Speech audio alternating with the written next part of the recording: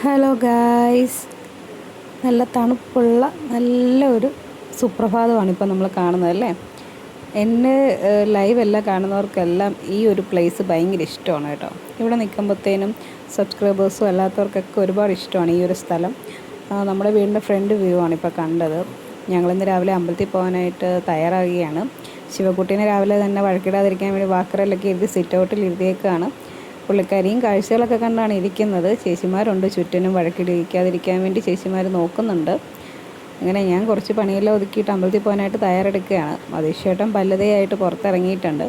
പറമ്പിലെല്ലാം നടന്ന് മധുശേട്ടന് പല്ല് തേക്കണം, അതാണ് മധുശേട്ടന് ഇഷ്ടം. ഇങ്ങനെ നടന്ന് പല്ല് തേക്കുന്നതാണ് മധുശേട്ടന് ഇഷ്ടം. പറമ്പിൽ വാഴക്കൊല ഉണ്ടോ പപ്പായ ഉണ്ടോ എന്നൊക്കെ നോക്കി അവിടെയെല്ലാം പോയി പല്ലൊക്കെ തേച്ച് വന്ന് ധൃതിയിൽ പല്ല് തേക്കുന്നത് ഇപ്പം എൻ്റെ കൂടെ അമ്പലത്തിൽ വരാൻ വേണ്ടിയിട്ടാണ് കേട്ടോ. ഞാനും മധുശേട്ടനും കുഞ്ഞുങ്ങളും കൂടാണ് അമ്പലത്തിൽ പോകുന്നത്.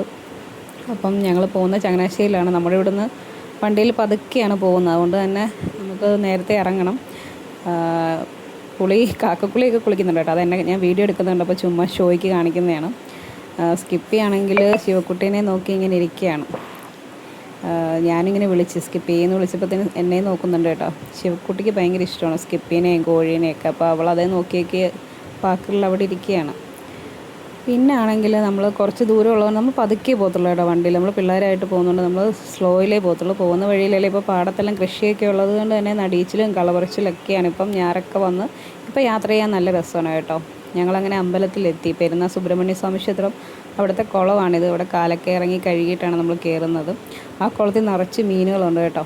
അപ്പം ഞാൻ മധുശേട്ടനോട് പറഞ്ഞു, മധുശേട്ടാ നമുക്ക് തിരിച്ചിറങ്ങുമ്പോഴത്തേന് ഈ മീനുകൾക്ക് അവിടെ നിന്ന് ഫുഡ്, അവിടെ മലർ വെച്ചിട്ടുണ്ട്, അവിടെ നിന്ന് ഫുഡ് വാങ്ങിച്ച് കൊടുക്കണമെന്ന് പറഞ്ഞു. മധുശേട്ടൻ തൊഴുതിറങ്ങി കഴിയുമ്പോൾ നമുക്ക് ഫുഡൊക്കെ കൊടുക്കാം, നീ വാ എന്ന് പറഞ്ഞു. അങ്ങനെ ഞങ്ങൾ അമ്പലക്കുളത്തിലിറങ്ങി കാലൊക്കെ കഴുകിയിട്ട് കയറി വന്നു, പോയി തൊഴുതു. അവിടെ അമ്പലത്തിൽ ഫോൺ അലോഡല്ല കേട്ടോ, അതുകൊണ്ട് അകത്തത്തെ കാര്യങ്ങളൊന്നും നമുക്ക് എടുക്കാൻ പറ്റുമൊന്നുമില്ല. പിന്നെ അവിടെ എനിക്കെന്തോ ഭയങ്കര ഇഷ്ടമാണ് കേട്ടോ. ഇപ്പം മുരുകൻ്റെ അടുക്ക പോയി മുരുകനെ കാണാതിരിക്കാൻ പറ്റാത്തൊരവസ്ഥയായിട്ടുണ്ട്. എന്ത് കാര്യം പ്രാർത്ഥിച്ചാലും ഫലസിദ്ധി ഉണ്ടാവും എന്നാണ് അവിടുത്തെ വിശ്വാസം. എനിക്കൊരുപാട് വിശ്വാസമായിട്ടുണ്ട്. അപ്പോൾ അവിടെ നിന്ന് ഇറങ്ങിയപ്പോഴത്തേനും മധുശേട്ടൻ എന്നോട് പറഞ്ഞിടി നമുക്ക് കൈ നോക്കിയാലോ എന്ന് ചോദിച്ചു. പക്ഷിശാസ്ത്രമുണ്ട്, കൈ നോക്കിയാലോ എന്ന് ചോദിച്ചു. ഞാൻ പറഞ്ഞു ഞാനില്ല, മധുശേട്ടൻ വേണം നോക്കിച്ചോളാൻ പറഞ്ഞു. അപ്പോൾ മധുശേട്ടൻ അങ്ങനെ പക്ഷിശാസ്ത്രത്തിൻ്റെ അടുക്ക ചെന്നിട്ട് അവിടെ തത്തമ്മയൊക്കെ ഉണ്ട് കേട്ടോ. തത്തയാണ് നമ്മൾ ചീട്ടെടുക്കില്ലേ, തത്ത ചീട്ടെടുക്കണം. അപ്പോൾ മധുശേട്ടൻ്റെ തന്നെ ചീട്ടെടുക്കാമെന്ന് വിചാരിച്ചു. മധുശേട്ടൻ തന്നെ അവിടെ ഇരുന്നു. എനിക്ക് മൊത്തവും നോട്ടവും ആ തത്തയിലായിരുന്നു കേട്ടോ.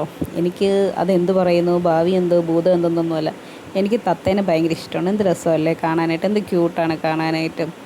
ആ തത്തമ്മയെ തന്നെയാണ് ഞാൻ നോക്കിയിരുന്നത് കേട്ടോ. അവിടെ തന്നെ മധുശേട്ടന് വേണ്ടി ചീട്ടെടുത്തതൊന്നും ഞാൻ നോക്കിയില്ല, വീഡിയോ എടുത്തിട്ടുമില്ല. അവിടുന്ന് പിന്നെ ഞങ്ങളുടെ ഫ്രണ്ട്സൊക്കെ ഉണ്ടായിരുന്നു, ഞങ്ങൾ ഒന്നിച്ചാണ് അമ്പലത്തിൽ പോയത്.